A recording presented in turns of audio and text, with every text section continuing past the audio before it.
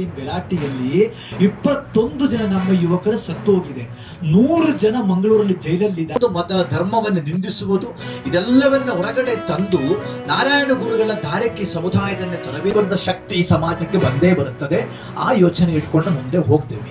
ಅನ್ಯಾಯ ಆಗಿದ್ರೆ ಈಗ ಮದುವೆಬೇಕು ಅಂತಕ್ಕಂಥದ್ದು ಕೂಡ ಅವ್ರನ್ನ ತೆಗೆದು ಏನಾದರೂ ಕೈ ಹಾಕಿದರೆ ಸಮುದಾಯ ಸುಮ್ಮನೆ ಇರುವುದಿಲ್ಲ ಅಂತಕ್ಕಂಥದ್ದು ಕೂಡ ನಾವು ಹೇಳೋದು.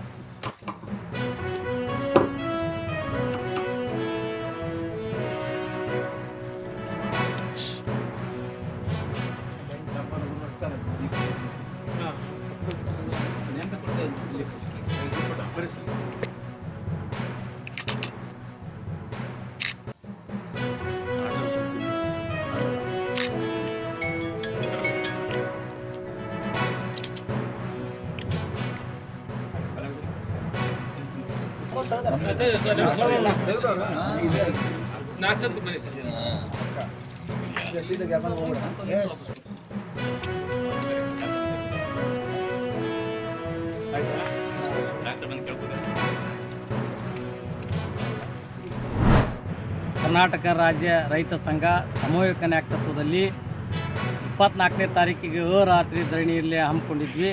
ಕಳೆದ 8 ದಿನ ಆದರೂ ಕೂಡ ನಾವು ಹೋರಾಟಕ್ಕೆ ಪ್ರತಿಫಲ ಏನಂತಂದ್ರೆ ಒಬ್ಬ ರೈತಿಗೆ 5 ಕ್ವಿಂಟಲ್ ಅಂತೇಳಿ ಭಿಕ್ಷೆ ಕೊಡಾಕಂತೀವಿ ಸರ್ಕಾರ. ಇವು ಯಾವುದೇ ಕಾಲಕ್ಕೂ ಒಪ್ಪಂಗಿಲ್ಲ. ನಾವು 5 ಕ್ವಿಂಟಲಿಂದ ನಾವು ಎಷ್ಟು ಲಕ್ಷ ಗಂಟಲೆ ನಾವು ಬೀಜ ಗೊಬ್ಬರ ಹಾಕಿ ಇವ್ರು 5 ಕ್ವಿಂಟಲ್ ತೊಗೊತಾರಂದ್ರೆ ನಾವು ಅದಕ್ಕೆ ಒಪ್ಪಂಗಿಲ್ಲ. ಇದಕ್ಕೆ ವಿರೋಧ ಐತಿ. ನಾವು ಈ ಖರೀದಿ ಕೇಂದ್ರ ತೆಗೆಸ್ಕೊಡಂಗಿಲ್ಲ. ನಮ್ಗೆ ಪ್ರತಿಯೊಬ್ಬರು ರೈತರು ಎಷ್ಟೆಷ್ಟು ಗೊಂಜಾಳ ಬೆಳೆದವು ಆ ಗೊಂಜಾಳ ತಗೊಳ್ಳಿ ಮಟ್ಟ ನಾವು ಈ ಹೋರಾಟ ಕೇಳಂಗಿಲ್ಲ. ನಾವು ಉಗ್ರವಾದ ಹೋರಾಟ ಮಾಡ್ತೀವಿ. ಈ ಸರ್ಕಾರ ಎದುರ್ಸಾಕೆ ಗಟ್ಟಿಯಾಗಲಿ. ರೈತ ಸಂಘದವ್ರು ಸುಮ್ಮನೆ ಕುಂಡ್ರಂಗಿಲ್ಲ. ಕಣ್ಣು ಮುಚ್ಕೊಂಡು ಇದು ಭಿಕ್ಷಾ ಕೊಡಾಕುಂತಾರ. ನಾವೇನು ಭಿಕ್ಷಾ ಕೇಳಾಕುಂತಿಲ್ಲ. ನಮ್ದು ಸರ್ಕಾರಕ್ಕೆ ನಾವು ರೈತರು ಬೀಜ ಗೊಬ್ಬರ ಎಣ್ಣೆ ಔಷಧ ವ್ಯಾಪಾರಸ್ಥರಿಗೆ ಎಲ್ಲರಿಗೂ ನಾವು ಟ್ಯಾಕ್ಸ್ ಕೊಟ್ಟೇವಿ.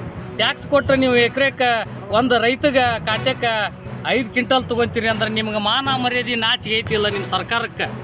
ಇದು ಯಾವುದೇ ಕಾಲಕ್ಕೂ ವಾಪಸ್ ತಗೊಳಂಗಿಲ್ಲ. ಉಗ್ರವಾದ ಹೋರಾಟ ಮಾಡ್ತೇವೆ. ಹೆದ್ದಾರಿಗೆ ರೆಡಿ ಆಗ್ಯಾವ ನಾವು. ನೀವು ನಮ್ಮನ್ನು ಕಂಟ್ರೋಲ್ ಮಾಡೋಕ್ಕೆ ಸಿದ್ಧರಾಗ್ರಿ ಅಂತೇಳಿ ಈ ಎಚ್ಚರಿಕೆಯನ್ನು ನಮ್ಮ ರೈತ ಸಂಘದ ಮುಖಾಂತರ ನಾನು ಎಚ್ಚರಿಕೆ ಕೊಡ್ತೀನಿ.